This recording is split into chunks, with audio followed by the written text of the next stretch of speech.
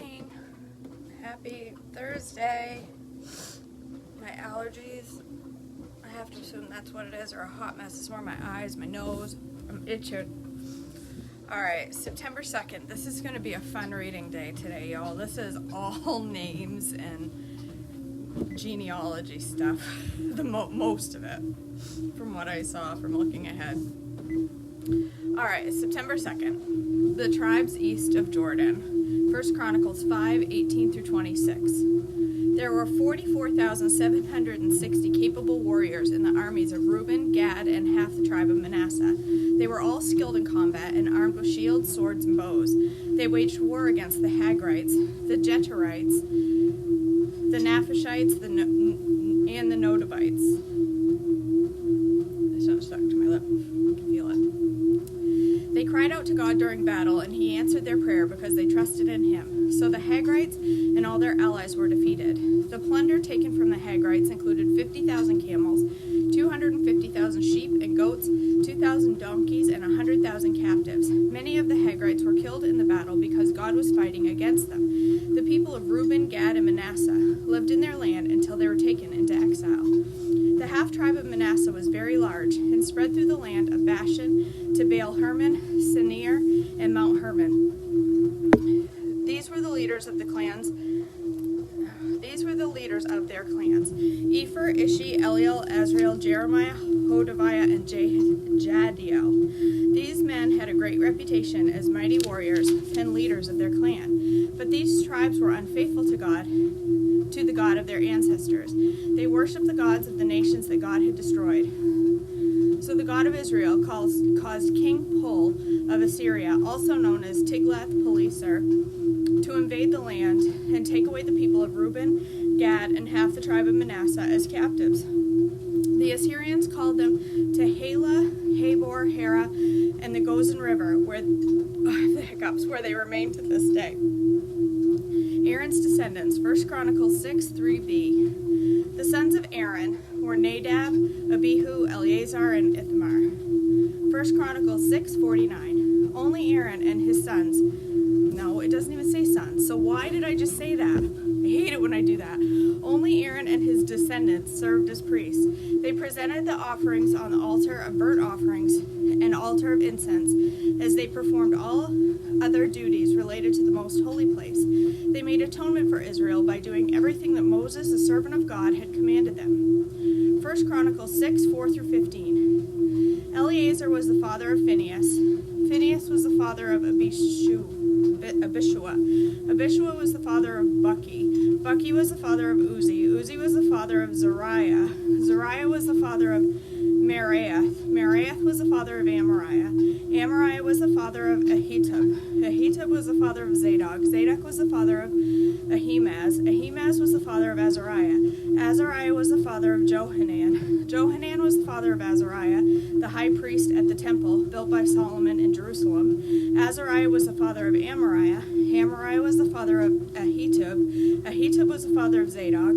Zadok was the father of Shallum. Shallum was the father of Hilkiah. Hilkiah was the father of Azariah. Azariah was the father of Sariah. Sariah was the father of Jehozadak, who went into exile when the Lord sent the people of Judah and Jerusalem into captivity under Nebuchadnezzar. Descendants of Issachar, 1 Chronicles 7:1 through 5. The four sons of Issachar were Tola, Pua, Jashub, and Shimron. The sons of Tola were Uzi, Rephaniah, Jeriel, Jamai, Ibsam, and Shemuel. Each of them was the leader of the ancestral clan. At the time of David, the total number of mighty warriors listed in the record of these clans was 22,600. The son of Uzi was Izrahiah. The son of Izrahiah was Michael, Obadiah, Joel, and Ishiah. These five became the leaders of the clans.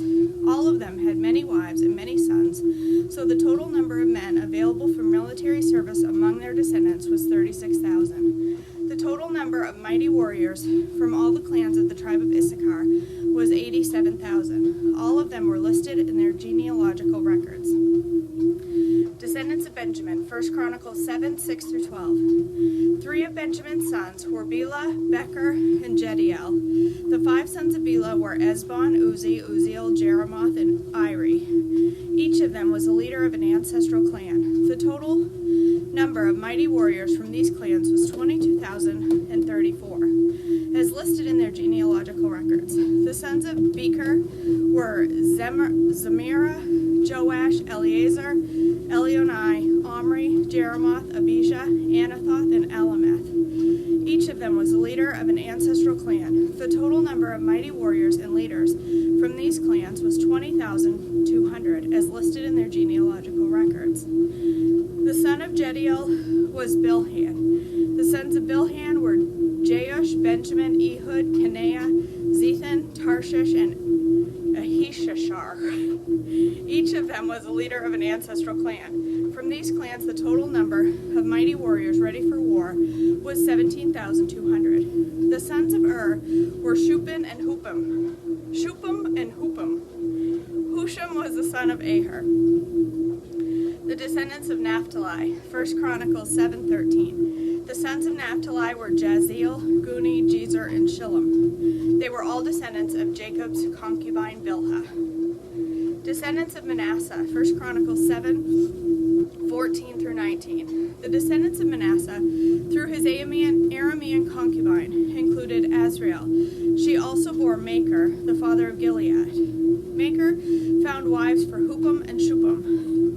Maker had a sister named Maacah.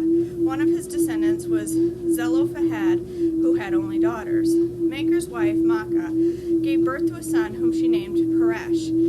His brother's name was Sheresh. The sons of Peresh were Ulam and Rakem. The son of Ulam was Bedan.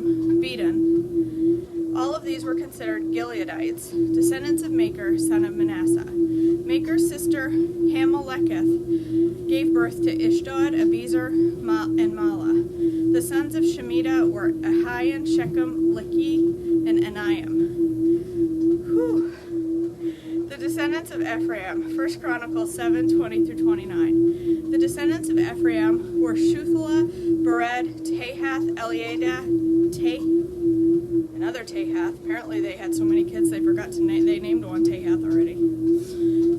Zabad, Shuthelah, Ezer, and Eliad.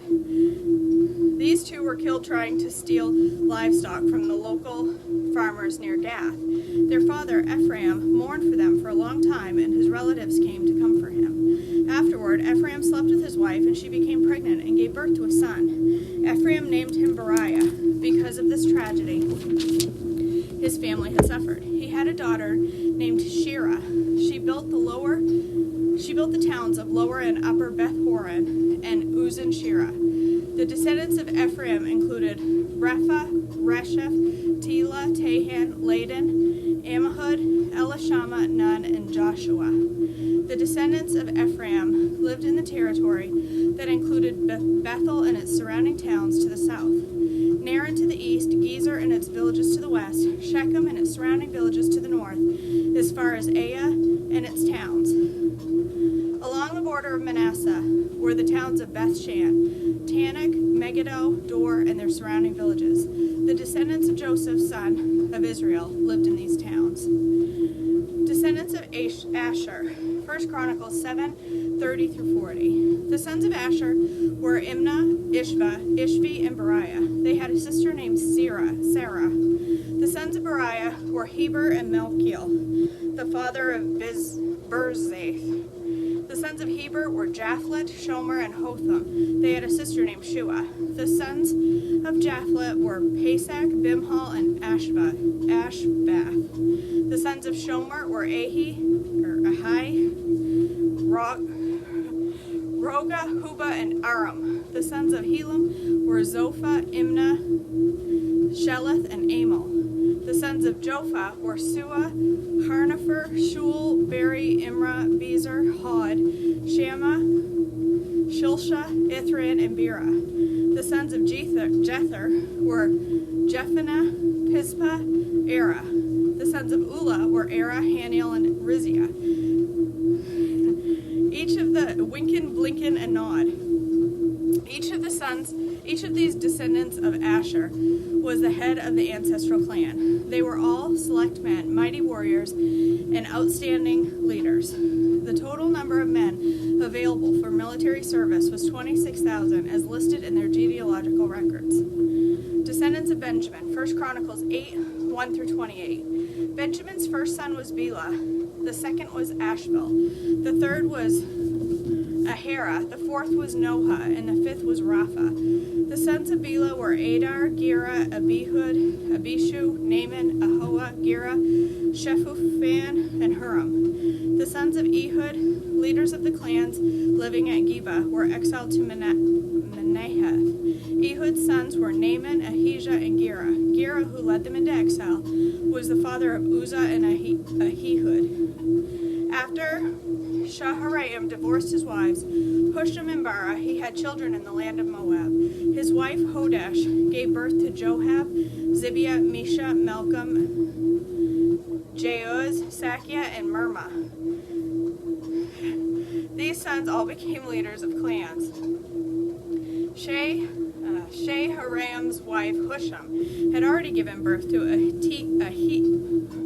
Abitub and Elpel. The sons of Elpel were Eber, Misham, and Shemed, who built the towns of Ono and Lod and their nearby villages, Beriah and Shema. They were the leaders of the clans of Ajalon, and they drove out the inhabitants of Gath. Ahio, Shashak, Jeremoth, Zebediah, Arad, Eder, Michael, Ishpa, and Joha were the sons of Beriah.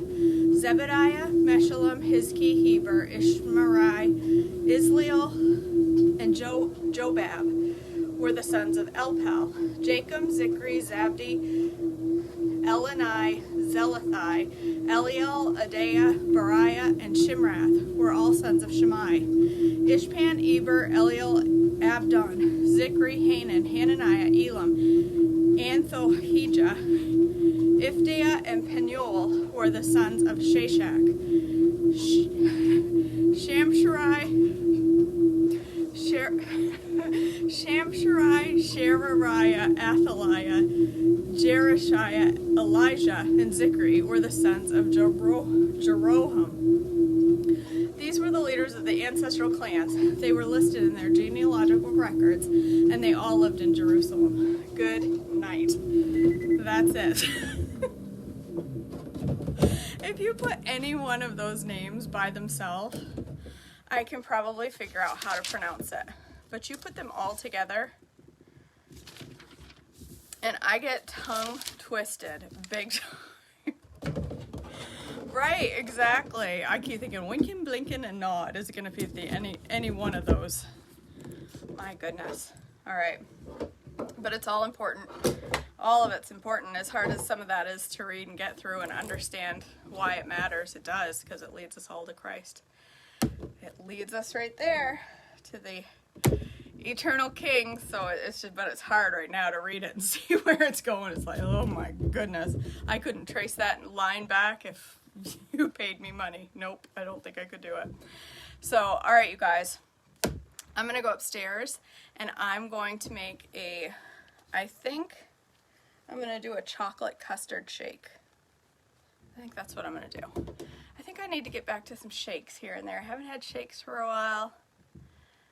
Yeah, I've been thinking about my progress this morning, and I feel like maybe I'm overdoing the E's. I'm eating a lot of E's, like sometimes 3 meals a day. So I get back to my custard shakes, my S shakes that I was having for a while. Just for a while. Just got to have some. I haven't had any in a while. So I'll see you up there. It shouldn't take me long. I just got to get my stuff together. I always say that, but it shouldn't take me long because I'm leaving all of this right where it is this morning. You're welcome. So hopefully I'll see you there. If not, I'll see you back tomorrow morning for more Treadmill Devotions. I love you all. Thank you for joining, and have a wonderful, whatever day it is, Thursday. Bye, guys.